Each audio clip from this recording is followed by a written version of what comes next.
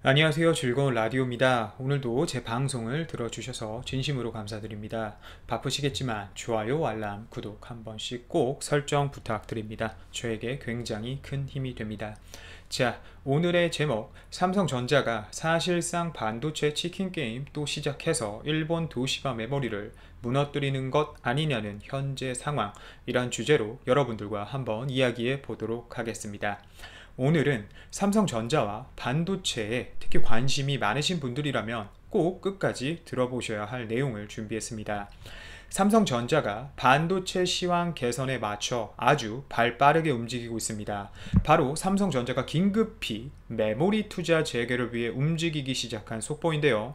특히 낸드 시장에서 도시바 메모리가 라인 건설 마무리와 관련해서 최근 정전 사고와 시장 점유율 하락에 의한 수조 원씩 적자를 내면서 마감 공사 마무리 투자를 집행하지 못하는 상황이기에 삼성의 이런 과감한 투자 집행으로 인해 치킨 게임이 시작되면서 현재 일본이 낸드 시장에서 또 무너지는 것 아니냐는 이야기가 나오고 있습니다.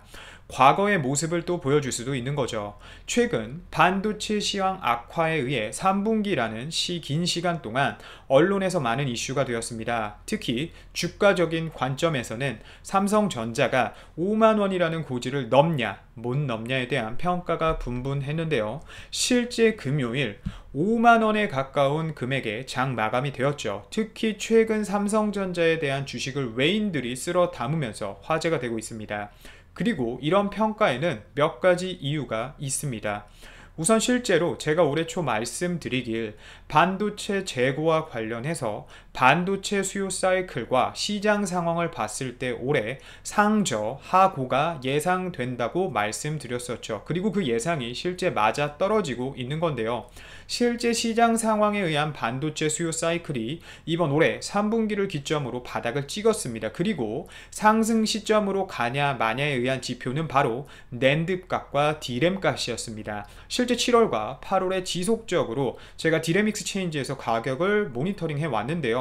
실제 낸드는 바닥을 찍고 상승하고 있고 디램 또한 비슷한 양상을 보여주고 있습니다. 낸드 반등이 시기적으로 좀 더 빠르니 이 점은 꼭 알고 계셔야겠습니다.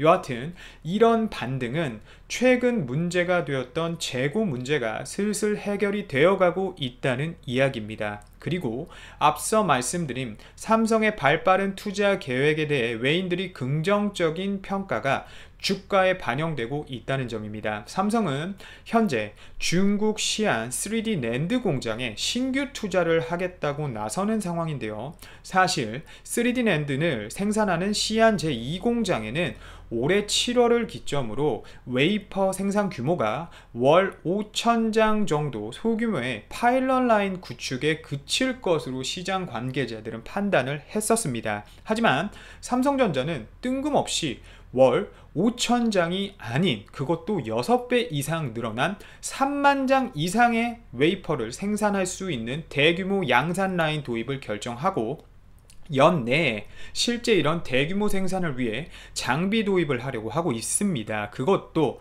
92단 최첨단 수준의 낸드를 양산할 예정으로 또 2021년에는 3만 장을 더 얹어서 웨이퍼를 월 6만 장까지 생산 가능하도록 시안 제2공장에 투자 집행 계획을 하고 있으며 연내 최종 투자 결정이 되는데요. 연 72만 장 규모면 이건 엄청난 규모의 라인입니다. 이뿐만이 아닙니다. 사실 최근 삼성에게 가장 큰 투자 문제는 바로 평택 P2 공장이었습니다. 하지만 여기에 아주 반가운 소식이 있었는데요. 삼성물산이 평택 P2 라인 마감 공사 계약을 9월 초에 공시했어요. 공사 종료일이 내년 2월 말인데요. 아마 실질적인 공사 종료는 올해 말이면 끝날 것 같고 내년 초까지는 아마 이 라인의 하자 부분에 대해서 초점이 좀 맞춰지겠죠. 이 공사 종료의 의미는 결국 삼성이 P2 공장을 활용하겠다는 소리입니다. 그럼 삼성은 이미 방금 말씀드린 것처럼 낸드 회복세의 바람을 타고 시안 공장에 추가적인 투자를 집행한 상황입니다. 그럼 이 평택 P2 공장의 활용도가 사실 삼성에게 있어서 굉장히 중요해지는데요. 제 개인적인 의견이지만 아마 D램을 우선적으로 생산하지 않을까 싶습니다. 실제 라인의 규모가 엄청나게 큰데요. 일부분은 D램과 일부분은 낸드로 생산할 것 같은 예상이 되는데, 이미 낸드는 시안으로 투자 집행을 했으니 D램에 대한 투자도 필요한 상황이기에 P2 공장에 D램 라인이 투자가 되는 거죠. 하지만 P2 공장에 신규 설비 위주로 이렇게 들어온다기보다는 기존 화성 D램 라인의 설비들을 가져오면서 부족한 부분의 설비만 추가적으로 발주하지 않을까라는 생각이 듭니다. 그 이유는 우선 화성 D램과 낸드 라인들을 최종적으로 평택과 시안으로 옮긴다는 삼성의 큰 그림이 그려져 있기 때문입니다. 또한 파운드리 라인의 부족도 한몫 차지하는데요. 현재 삼성이 또 하나의 캐시카우로 보고 있는 시장은 파운드리 사업에서도 바로 CMOS 이미지 센서 시장입니다. 실제 이 CMOS 이미지 센서가 최근 중국 샤오미, 오포 스마트폰에 탑재되는 걸로 발표가 났죠. 중국 스마트폰 수요에 맞춰 보았을 때 최근 스마트폰에 들어가는 이미지 센서 수가 적어도 2개에서 최대 3개, 4개 이상이 되어 가는 상황이기 때문에 사실상 파운드리 팹 개수가 부족한 삼성은 기존 기흥 라인을 이용하면서 화성 라인 한동을 긴급히 전환해 사용할 정도로 CMOS 이미지 센서의 사업이 삼성에게 있어서는 중요한 사업이 되고 있습니다. 그런데 삼성에겐 문제가 하나 또 있습니다. 바로 이미지 센서 시장이 점점 더 커진다는 것이 문제인데요. 실제 일본 소니가 이 이미지 센서 시장에서 1등인데 삼성은 그 뒤를 바짝 쫓고 있는 상황입니다. 최근 여러 사업을 이 파운드리 사업부가 따내면서 화제가 되었는데, 앞으로 더 나아가야 하는 상황에서 단지 물량 문제 때문에 사업을 더 확장하지 못한다는 것은 삼성 입장에서 시장이 더 커지는 상황에서 정말 말도 안 되는 이유거든요. 결국 화성의 D램 라인 하나가 삼성이 짜놓은 계획대로 아마 평택 P2 공장이 완공됨과 동시에 D램 라인이 하나 넘어갈게 될 거예요. 그리고 그 비교되는 라인은 아마 파운드리 사업부의 CMOS 이미지 센서 라인으로 전환될 확률이 가장 높습니다. 이런 투자의 움직임을 폭착한 것인지 최근 마이크론 또한 대만 D램 라인에 투자를 집행하겠다고 밝힌 상황인데요. 최근 일본의 수출 규제 발표와 더불어 얼마 되지 않아서 미국 마이크론의 투자 집행 발표가 이루어지면서 우리나라 사람들이 실제 일본 아베와 미국 트럼프가 둘이 밀월 후 작정하고 한국 반도체를 무너뜨리려는 심보가 아니냐라는 이야기를 주시는 분들이 많았습니다.